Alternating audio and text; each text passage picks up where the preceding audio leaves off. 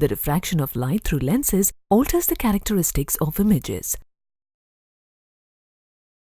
We can employ this property of lenses in a variety of ways. In this lesson, you will learn about lenses and their uses.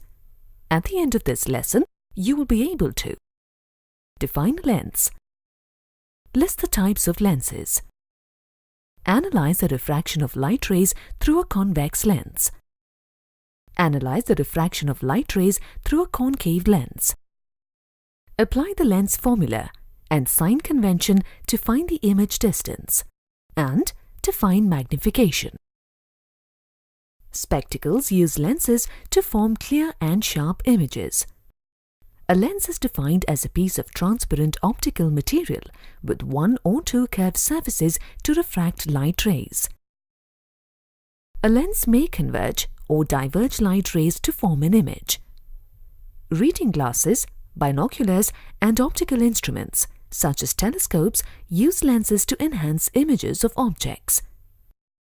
Based on their shapes, lenses can be of 5 types. A biconvex lens is one with a surface that is bulged outwards on both the sides. It is generally referred to as a convex lens. Another type of a lens is a biconcave lens that has 2 inward bent surfaces. It is generally referred to as a concave lens. A plano-convex lens has a convex surface on one side and a plane surface on the other.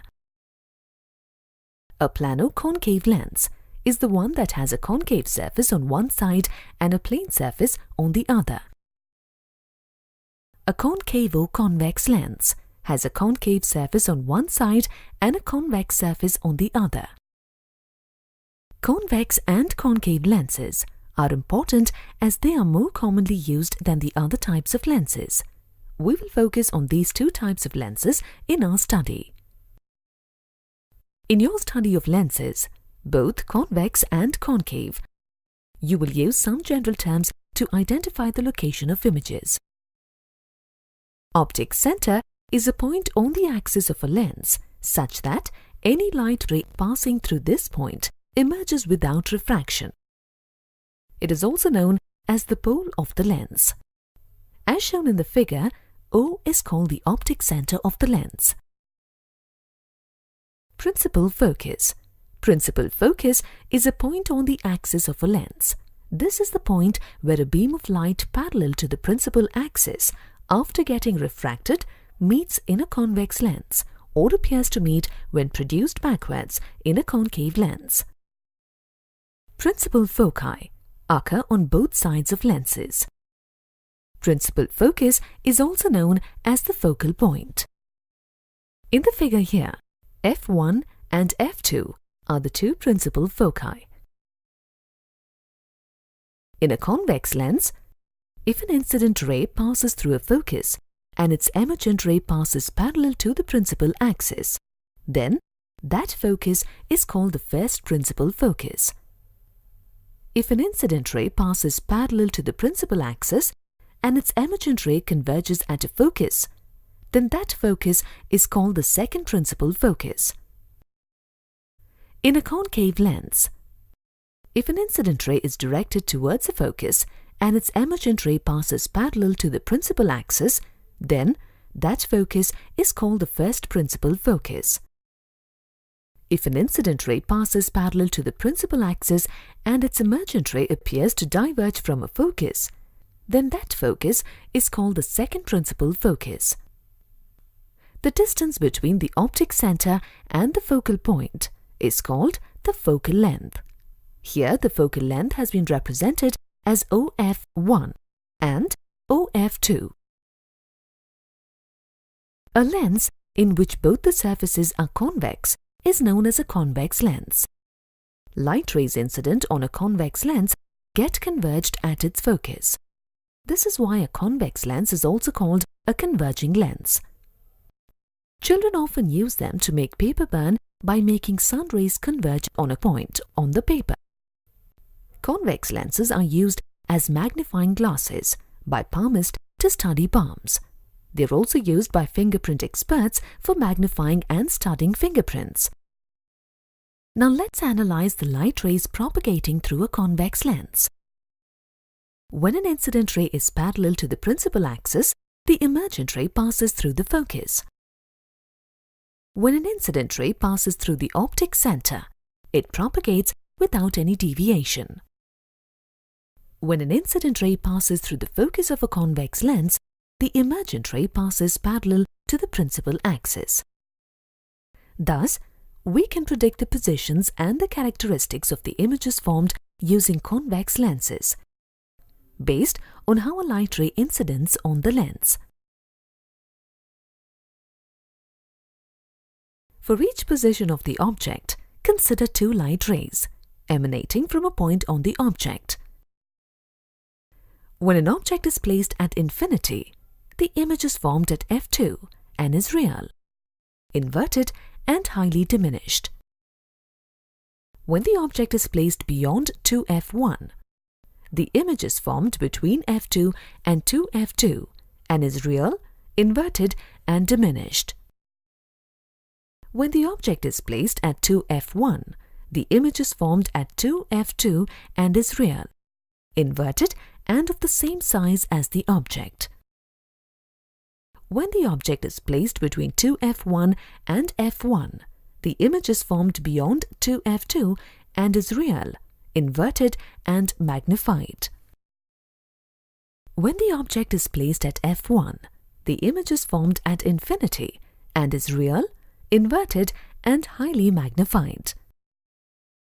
When the object is placed between f1 and O, the image is formed on the same side of the lens as the object. The image is virtual, erect and magnified. A lens in which both the surfaces are concave is known as a concave lens. Light rays incident on a concave lens get diverged away from the principal axis of the lens. An image formed by a concave lens is always diminished due to the divergence of rays. This is why concave lenses are widely used to correct eye defects such as myopia. Thus, a concave lens is also known as a diverging, reducing, negative, myopic or minus lens. Now let's analyze the light rays propagating through a concave lens. When an incident ray is parallel to the principal axis, the emergent ray appears to pass through the focus.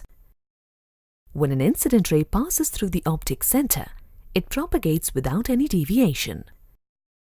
When an incident ray is directed towards the focus of a concave lens, the emergent ray passes parallel to its principal axis. Thus, we can predict the positions and the characteristics of images formed using concave lenses, based on how a light ray incidents on the lens. For each position of an object, consider two light rays emanating from a point on the object. When the object is placed at infinity, the image is formed as a point at f1 and is virtual, erect and highly diminished. When the object is placed beyond 2f1, the image is formed between f1 and O and is virtual, erect and diminished. When the object is placed between O and f1, the image is formed between f1 and O and is virtual, erect and diminished. The lens formula defines the relationship between the focal length of the lens f, the distance of the object from the optic center U, and the distance of the image from the optic center V. 1 divided by f is equal to 1 divided by V minus 1 divided by U. To denote the distance and the nature of the image formed by a lens, relative to the object, some conventions have been defined. All the distances are to be measured from the optic center of the lens. The distances measured in the direction of the incident light are taken as positive. The distances measured in the direction opposite to that of the incident light are taken as negative. You can determine the size of the image of an object if you know the magnification of a lens. Magnification, denoted by small letter m, is the ratio of image size to object size. It is also measured as the ratio of image distance to object distance. Thus, magnification is unity when the size of the image is equal to the size of the object. Magnification is greater than 1 when the size of the image is greater than that of the object. Magnification is less than 1 when the size of the image is less than that of the object. In this problem, an object is placed at a distance of 60 centimeters from a convex lens of focal length 20 centimeters, as shown in the figure. You need to find the change in the magnification of the image formed if the object is moved towards the lens by 30 centimeters. Given, focal length of lens f is equal to 20 centimeters, and the initial distance of object is equal to minus 60 centimeters. You can calculate the image distance v using the lens formula 1 divided by f is equal to 1 divided by v1 minus 1 divided by u1. On substituting the values and simplifying, image distance is 30 centimeters. You can find the magnification m1 as the ratio of image distance to object distance, which is equal to 0.5. When the object is moved towards the lens by 30 centimeters, object distance becomes minus 30 centimeters. Using the lens formula, you get the image distance as plus 60 centimeters. You can find the magnification m2 as the ratio of image distance to object distance as 2. Now you can calculate the change in magnification by calculating the difference of the magnification before and after the object was moved. Thus, delta m is equal to 1.5. Therefore, the change in magnification is 1.5. In this problem, a linear object of height 10 centimeters is placed at a position perpendicular to the principal axis of a concave lens of focal length 20 centimeters. The distance of the object from the optic center of the lens is 30 centimeters. You need to find the height of the image of the object.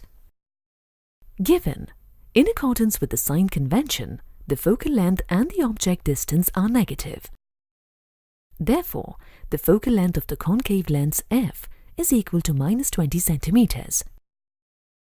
Object distance u is equal to minus 30 centimeters. According to the lens formula, 1 divided by f is equal to 1 divided by v minus 1 divided by u. Substituting values and simplifying, 1 divided by minus 20 is equal to 1 divided by v minus 1 divided by minus 30. Therefore, v is equal to minus 12 centimeters. Hence, the magnification m is equal to image size divided by object size is equal to v divided by u is equal to 12 divided by 30 is equal to 0.4. Hence, the magnification is 0.4 times and the height of the image is 4 centimeters.